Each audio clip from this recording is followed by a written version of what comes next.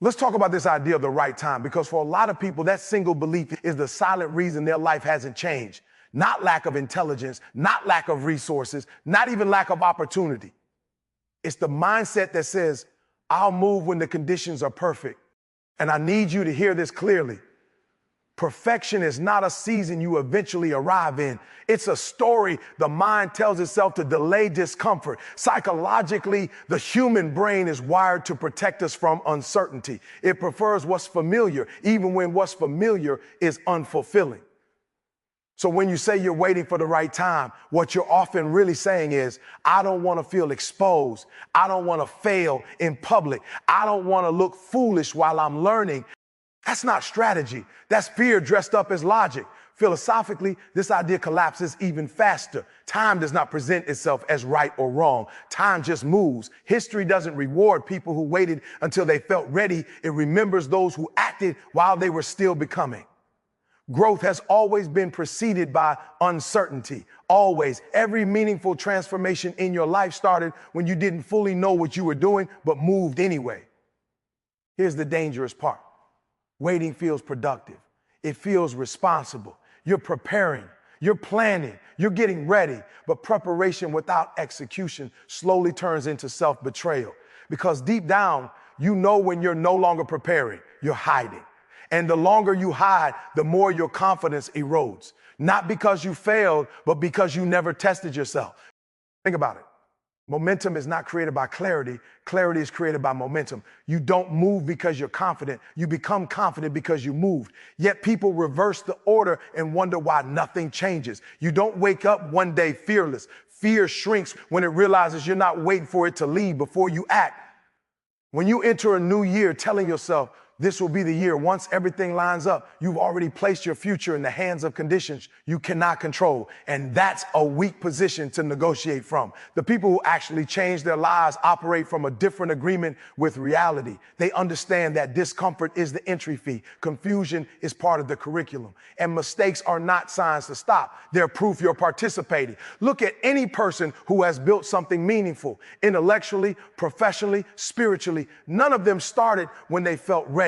They started when the internal pressure to grow became louder than the external fear of failing. That's when progress happens, not when fear disappears, but when purpose outweighs it. Waiting also creates an illusion of safety. You tell yourself you're avoiding risk, but in reality, you're choosing a different risk, the risk of stagnation. And stagnation is subtle. It doesn't announce itself loudly. It shows up as years passing with the same conversations, the same frustrations, the same unrealized potential. And one day you wake up more afraid of time than you ever were of failure. If you walk into 2026 carrying this mindset, I'll move when it feels right, you'll spend the year observing other people's growth while explaining your own delay. Not because you lacked ability, but because you kept negotiating with fear instead of acting in spite of it.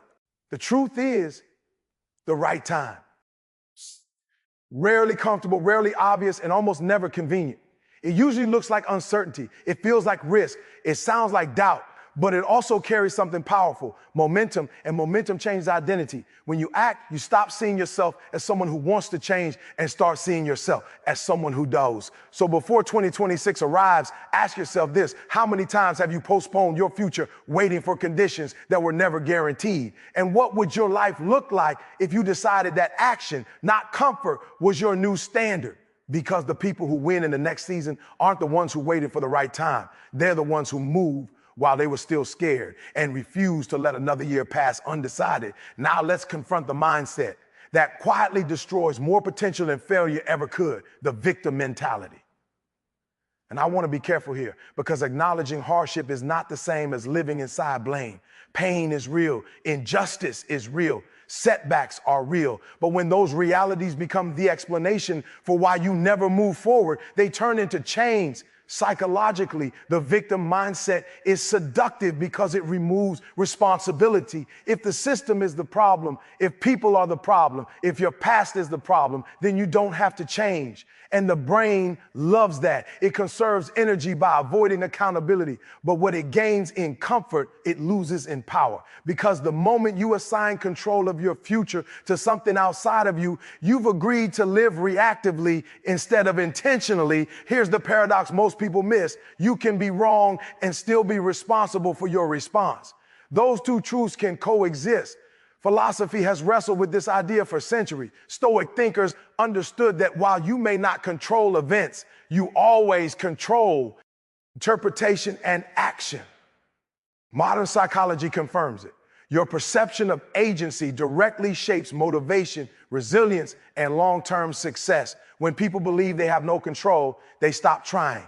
Not because they're weak, but because the mind follows the story it tells itself. And the victim story is powerful. It sounds like I would have succeeded if I had more support. I'd be further along if the odds weren't stacked against me.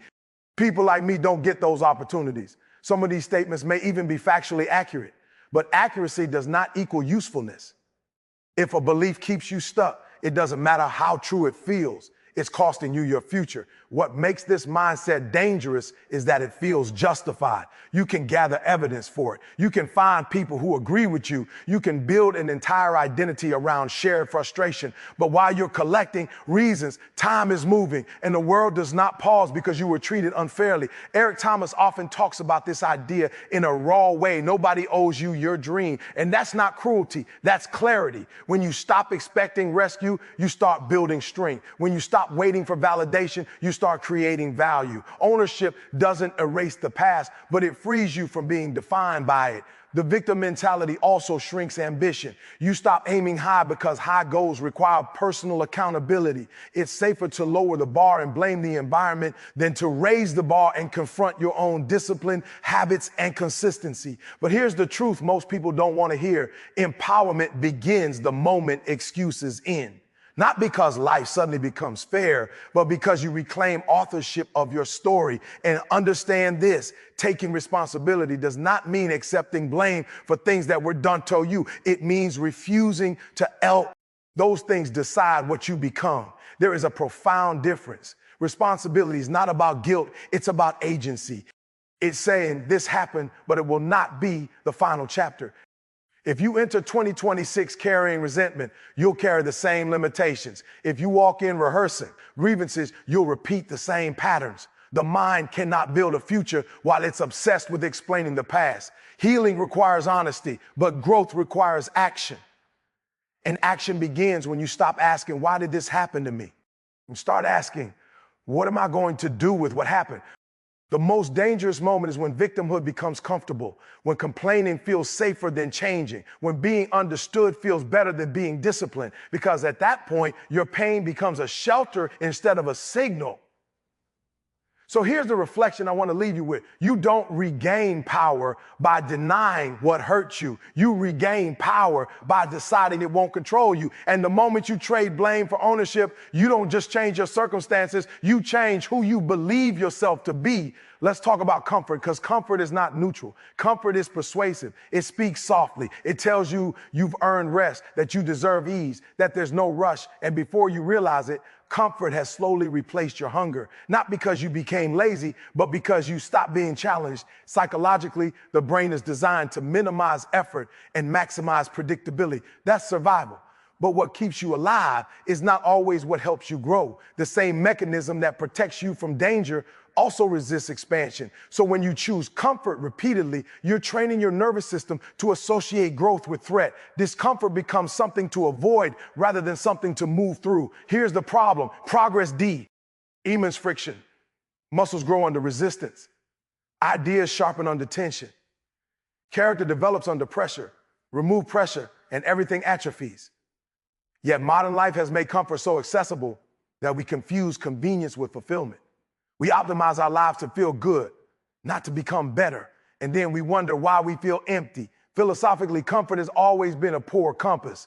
The greatest thinkers, innovators, and leaders in history didn't orient their lives around ease. They oriented around meaning. Meaning asks more of you. Meaning demands sacrifice. And meaning rarely feels comfortable in the moment. But it leaves you stronger, clearer, and more alive. The danger of comfort is not that it feels good. It's that it feels reasonable. You say, I'll push later. I've already done enough. I don't need to struggle like that anymore. And sometimes rest is necessary, but there's a difference between rest that restores and comfort that numbs. One prepares you for the next challenge. The other convinces you there doesn't need to be one. Eric Thomas often says, when you want to succeed as bad as you want to breathe, then you'll be successful. That intensity doesn't coexist with a comfort-first life. Hunger fades when you stop demanding more from yourself. And when hunger fades, discipline fades with it. Not overnight, but slowly, quietly, until ambition feels exhausting instead of exciting. Comfort also lies about time. It whispers, you can do it later. Later becomes next year. Next year becomes someday, and someday becomes never. Comfort doesn't steal your future violently. It erodes it politely. It convinces you that there's no urgency, even though every day you delay is a day you don't get back. There's also a deeper cost. Identity. When you choose comfort consistently, you stop seeing yourself as someone who overcomes. You start yourself as someone who maintains. Maintenance doesn't require courage. Growth does, and the mind adapts to whatever identity you reinforce. If you live avoiding discomfort, your tolerance for it shrinks. Soon, even small challenges feel overwhelming, not because they are, but because you've been undertrained. If you walk into 2026 prioritizing comfort, you won't just miss opportunities. You'll miss versions of yourself that could have existed. Potential is not something you lose all at once. It fades through neglect, through routines that never stretch you, through habits that never demand excellence. Discomfort, on the other hand, is not the enemy. It's a signal. It tells you you're at the edge of your current capacity. That edge is where growth happens, not in chaos, but in challenge. And the people who build extraordinary lives are not immune to discomfort. They've just stopped interpreting it as a warning and started treating it as an invitation. So ask yourself this honestly. Has your desire for ease become stronger than your desire to evolve? Have you been protecting your comfort at the cost of your calling? Because the future doesn't reward those who felt the most comfortable. It remembers those who were willing to be uncomfortable in pursuit of something greater. And here's the thought I want to leave with you. Comfort will never ask who you could become, but discomfort will. And the answer to that question determines whether 2026 changes you or simply passes you by.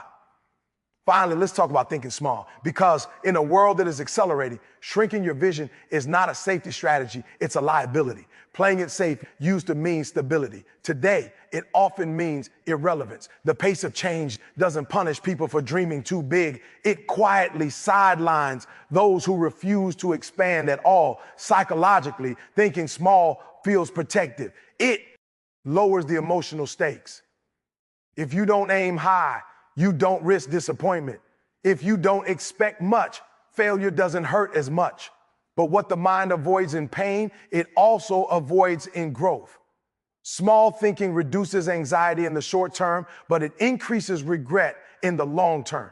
And regret is heavier than fear because it comes with evidence, years you can't reclaim. There's also an identity issue here. When you consistently think small, you start calibrating your self-image downward. You no longer ask, what am I capable of? You ask, what can I manage? That subtle shift changes everything. Managing keeps you functional. Vision makes you dangerous in the best way. Vision forces you to learn, adapt, and stretch beyond what you already know. And in a fast-changing world, adaptability is the real currency. Philosophically, history has never advanced through cautious imagination. Progress has always been driven by people who saw beyond the limits of their moment, not because they had better conditions, but because they had broader perspective. They understood that the future doesn't belong to the most comfortable or even the most talented. It belongs to the most responsive, those willing to think differently, learn quickly, and reframe failure as feedback. The danger today is that small thinking disguises itself as realism. You say you're being practical. You say you're being responsible. But often, realism is just fear that has learned how to sound intelligent. The world is shifting. Industries, technologies, social structures, and the people who refuse to think beyond what they already know will be outpaced not by genius, but by courage. Eric Thomas often reminds people that your environment doesn't define your ceiling. Your mindset does. And small thinking is a ceiling you place on yourself. You cap your learning, you limit your network, you avoid opportunities that demand evolution, and then you wonder why life feels repetitive while the world keeps moving. Thinking big doesn't mean reckless dreaming. It means expansive responsibility. It means asking more demanding questions of yourself. It means recognizing that what got you here will not get you there. Small thinking clings to past strategies. Big thinking respects the past but doesn't worship it. It understands that adaptation is not betrayal, it's survival. And here's the truth most people avoid. Thinking small is actually more dangerous than failing big. Failure teaches. Small thinking stagnates. Failure forces reflection and growth.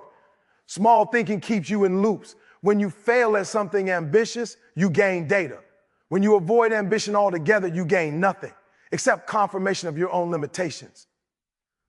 If you walk into 2026 determined to play it safe, you'll spend the year reacting instead of creating. You'll consume more than you contribute. You'll follow trends instead of shaping them. And eventually you'll feel the anxiety of being replaceable, not because you lack value, but because you refuse to expand it.